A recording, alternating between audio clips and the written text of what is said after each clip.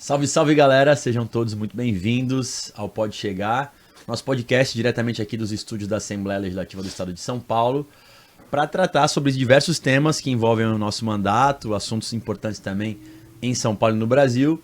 E como vocês bem sabem, a cannabis medicinal passou a ser um dos eixos centrais do nosso mandato a partir do protocolo do projeto de lei e hoje já uma lei estadual que inclui esses medicamentos no SUS paulista. E diante disso a gente traz alguns convidados importantes que possam elucidar melhor esse tema que, para mim pelo menos, e eu sei que para muita gente também, é um aprendizado permanente. Estou aqui com a nossa querida Emília Alcântara. Seja muito bem-vinda, Emília. Muito obrigada pelo convite, Caio. É um prazer estar aqui hoje com vocês. Que bom. Vou apresentar a nossa convidada de hoje. E ela, além de tudo isso que eu vou falar aqui, ela tem participação ativa aqui também nas nossas frentes parlamentares. Então, também como forma de agradecimento, ter você aqui conosco. A Emília, que é biomédica, formada pela Universidade Católica de Brasília, pós-graduanda em saúde mental pela Academia Brasileira de Medicina Funcional Integrativa e também é consultora e gerente comercial de produtos derivados de cannabis medicinal, além de membro da Associação Pan-Americana de Medicina Canabinoide e do Centro de Referência Especializado em Autismo do Distrito Federal.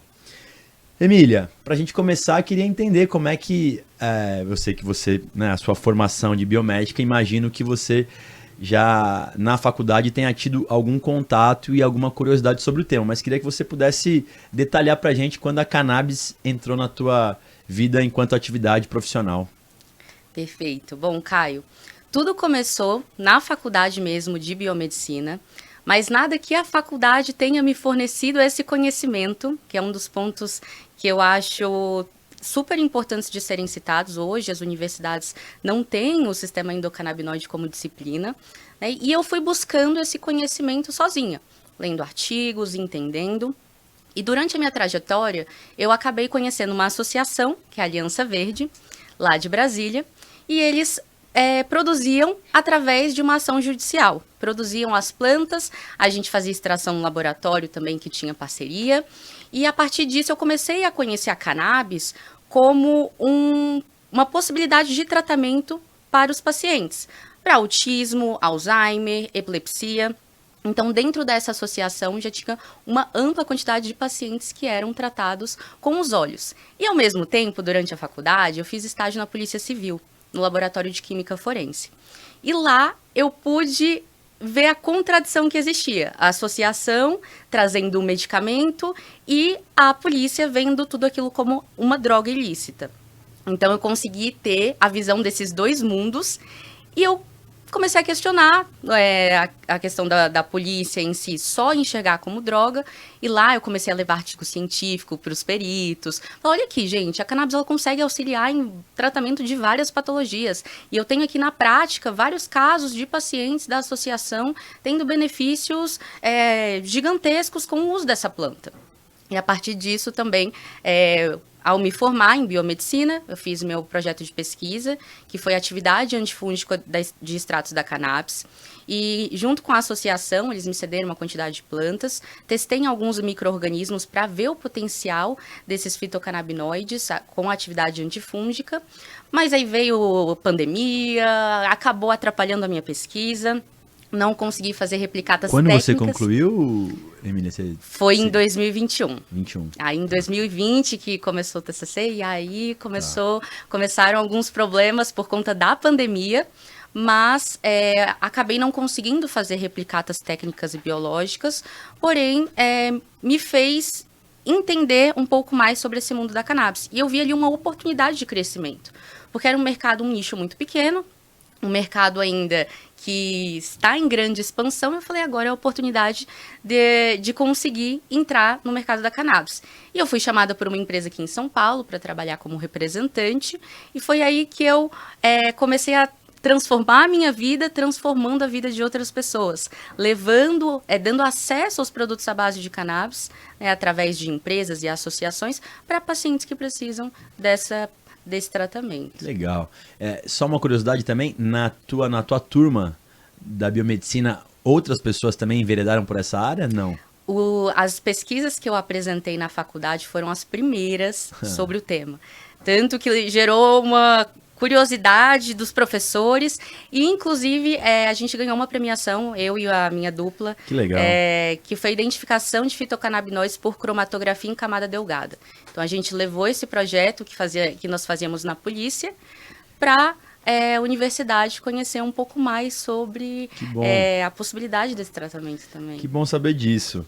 Bom, entrando agora, Emília, para a gente poder também elucidar para quem nos acompanha sobre as formas de acesso de cannabis aqui no Brasil. Queria que você pudesse, de alguma forma, detalhar um pouco cada uma delas, e eu vi que você trouxe aqui um arsenal de possibilidades para depois a gente até fazer aqui durante o nosso bate-papo alguns testes. Pudesse explicar, então, a forma de acesso, claro, para além daquelas que você trabalha hoje?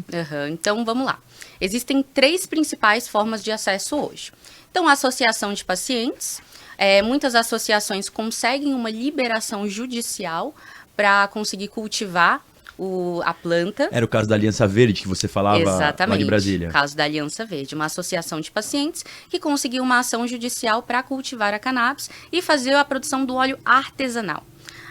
Mas existe uma dificuldade aí, hoje tem várias associações excelentes, fantásticas, mas também a falta de uma regulamentação para essas entidades faz com que não tenha uma padronização. E a gente comece a ter problemas com relação ao tratamento a cada lote, não tem uma regulamentação específica para a associação. Isso acaba impactando, mas existem associações sérias que fazem testes de cromatografia para quantificar os fitocannabinoides, né? Esse teste garante qualidade dos produtos.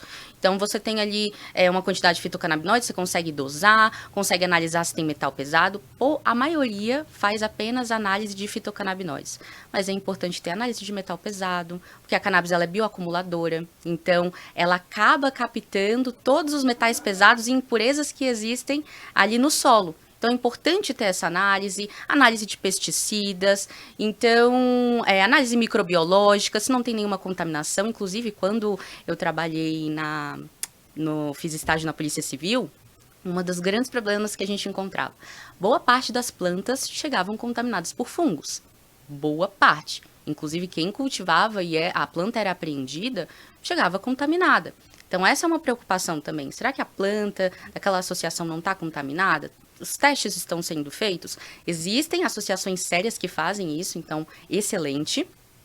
E elas dão acesso, e muitas vezes um acesso por um custo reduzido comparado ao que já existe no mercado. Perfeito. Hoje. Né? Temos também as farmácias hoje, então existem produtos regulamentados pela Anvisa, que são distribuídos, fabricados e distribuídos nas farmácias.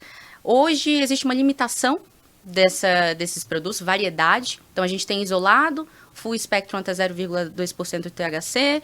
Essa seria a RDC 327. A RDC 327, exatamente. Então, essa RDC garante a distribuição nas farmácias. Mas existe uma gama de produtos limitado, certo? Então, a gente enfrenta essa dificuldade e os produtos são muito caros. Né? O que a gente tem que olhar, que boa parte dos pacientes não sabe, não entende, é o preço por miligrama. Não simplesmente, esse produto aqui tem 300 miligramas no frasco e custa 100 e pouco. Mas qual que é o preço por miligrama desse produto? Né? Às vezes você pega um produto 6 mil miligramas, é um pouco mais caro, mas o preço por miligrama se torna mais em conta. Sim. E é vantajoso para o paciente.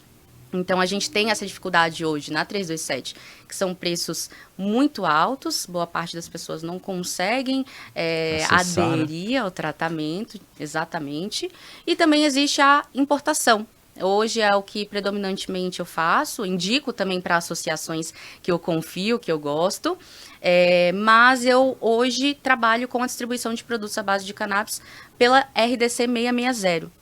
Que faz a importação desses produtos através de uma prescrição. Né? Então, a gente tem uma gama de produtos, variedade. Tem óleo, tem produto com nanotecnologia. E reparem a diferença aqui, de um produto com nanotecnologia. Né? E a diferença da nanotecnologia é que ela consegue ter uma absorção maior dos fitocannabinoides, porque os fitocannabinoides têm uma característica lipofílica, ou seja, maior afinidade por gordura. Quando você tem um produto com nanotecnologia, ele é hidrossolúvel.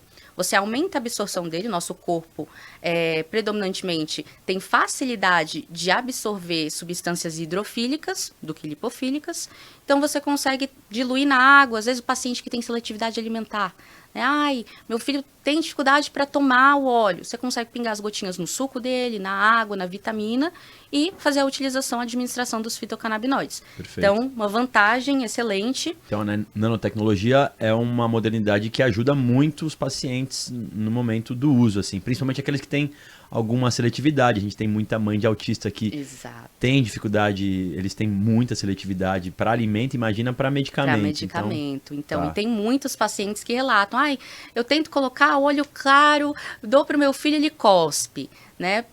Por conta disso, a adesão ao tratamento está sendo inviável. Mas também tem óleos hoje, através da 660, saborizados. Então, facilita a administração, né? Tem um saborzinho, aumenta a adesão ao tratamento.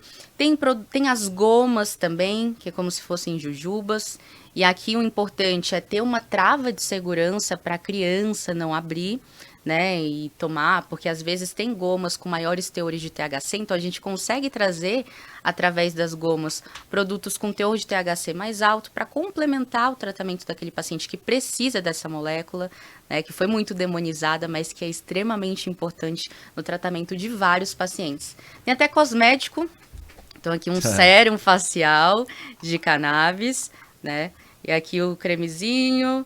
Então, aqui, isso tudo são possibilidades de trazer os produtos. Tem creme para dor. Essas, principalmente no caso 660 que você está apresentando. Então, você já me mostrou óleo, que é o mais tradicional, vamos dizer assim, né? Que é o que as pessoas estão mais acostumadas. Mas aí tem as balas, jujuba, gummy, né? E também o uso tópico, aí com pomada, né? Exatamente. Aí esse aqui seria um sérum facial, e eu tenho assim, um relato incrível de uma paciente, uma adolescente, que tinha o rosto cheio de acne, já tinha gastado um monte com farmácia de manipulação, produto disso, daquilo, não resolvia, porque o CBD ele tem um potencial antimicrobiano também. Então, esse sérum facial auxiliou na redução da inflamação, melhorou a condição da pele dela, assim, um resultado incrível. Depois no meu Instagram eu vou postar isso também, né? E creme para dor.